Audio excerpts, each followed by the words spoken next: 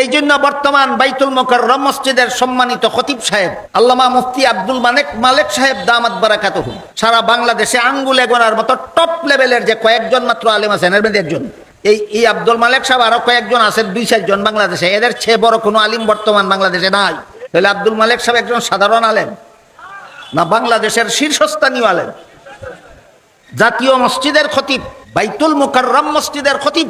তিনি এই 3 নম্বর ইটটাকে বেদাত বলেছেন মন গড়া না নবীর তরিকার বিরুদ্ধে হওয়ার কারণে। 3 নম্বর ইটটারে ঈদে মিলাদুন নবীকে তিনি বেদাত বলেছেন মন গড়া নয়, এটা নবীর শিক্ষা দেওয়া ঈদের বিপরীত হওয়ার কারণে।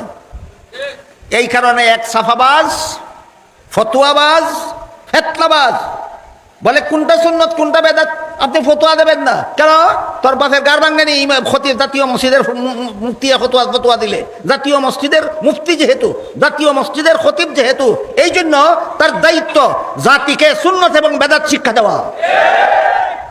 জাতীয় মসজিদের খতিবের ওই দায়িত্ব জাতিকে সুন্নত কোনটা বেদাত কোনটা শিক্ষা দেওয়া। তোর মতো ফতোয়াবাদের চাফাবাদের ভিত্তিতে জাতীয় মসজিদ দায়িত্ব পালন করে না, জাতীয় মসজিদ দায়িত্ব পালন করে নবীর তরিকা মতো।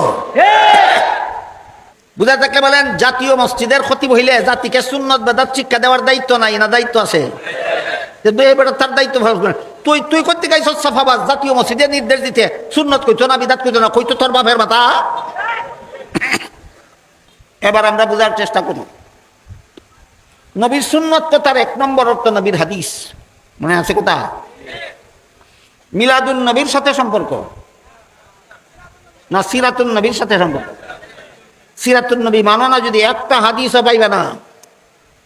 30 পারা কোরআন মিলাদুন নবীর সাথে সম্পর্ক না সিরাতুন নবীর সাথে সম্পর্ক? সিরাতুন নবী যদি মানো না কোরআনের কিছুই পাইবে না। এবার বলুন নবীর সুন্নত কথার 2 নম্বর অর্থ কি ছিল?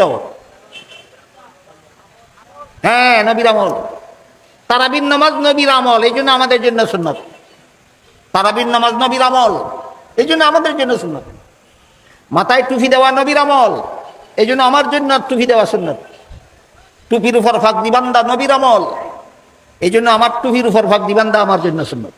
বুঝলেন?